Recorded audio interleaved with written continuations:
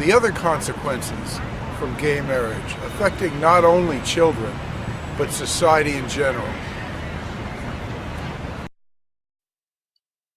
The homosexual movement has had its plans in place for many years. Gay marriage was just a starting point. In 2003, before the gay marriage court decision in Massachusetts, the prominent Boston Gay and Lesbian Advocates and Defenders Legal Group passed this brochure out at a homosexual event, outlining their long-term action plans. At the top is marriage, and then their objectives include LGBT youth, Boy Scouts, transgender equality, law enforcement, immigration, and the military, among others. As we saw earlier, to them it all starts with same-sex marriage. In addition, they are continuing the aggressive push to normalize homosexuality in the schools, and it's having chilling results.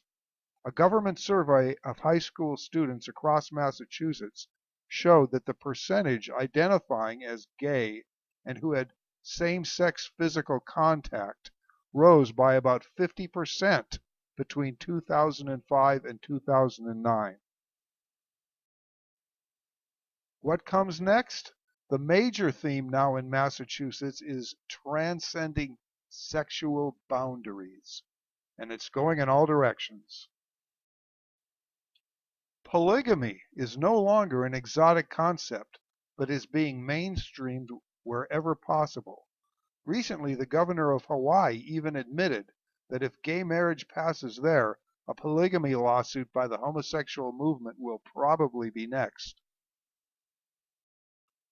Sadomasochism is also being mainstreamed by the homosexual movement. Almost every gay pride parade now has a contingent promoting leather and consensual infliction of pain. Not too long ago, cross-dressing was a fringe behavior.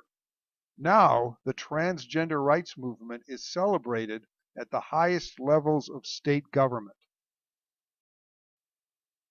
Men not only dress as women, but get medical procedures to look like women and march in the streets for transgender rights. But as we see over and over, the movement's major focus is on children. Here is a man at a youth pride event in downtown Boston, and that's just the tip of the iceberg.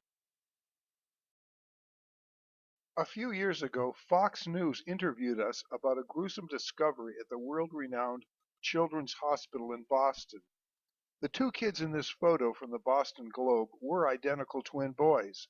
One of them decided to become a girl. The hospital has set up a gender change clinic for pre-adolescent children to be given hormones and drugs to delay puberty, including growth in height, in order to facilitate body-mutilating operations later on to supposedly change their sex. It's being celebrated in the media.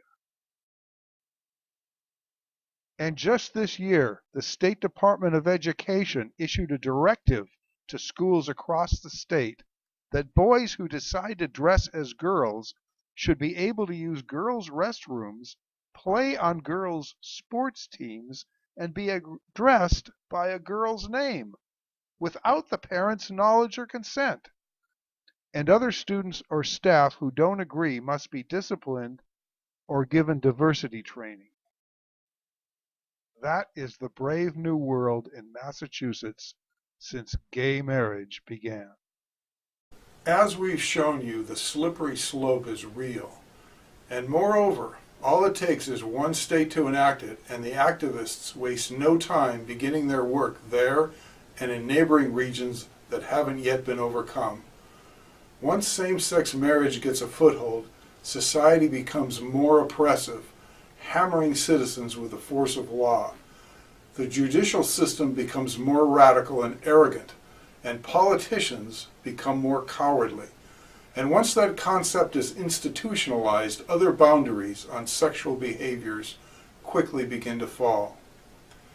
It's interesting that you hear a lot about civil rights and equality, but in fact, many true civil rights begin to disappear, and people holding traditional values become second-class citizens under the law. The push for gay marriage is really about putting the legal stamp of approval on homosexuality and forcing its acceptance on otherwise unwilling citizens and on our social, political, and commercial institutions. To those of you where this is being threatened, do not wait. It is absolutely necessary to call, write, and even visit your elected officials. They must feel your outrage before it's too late. Thank you.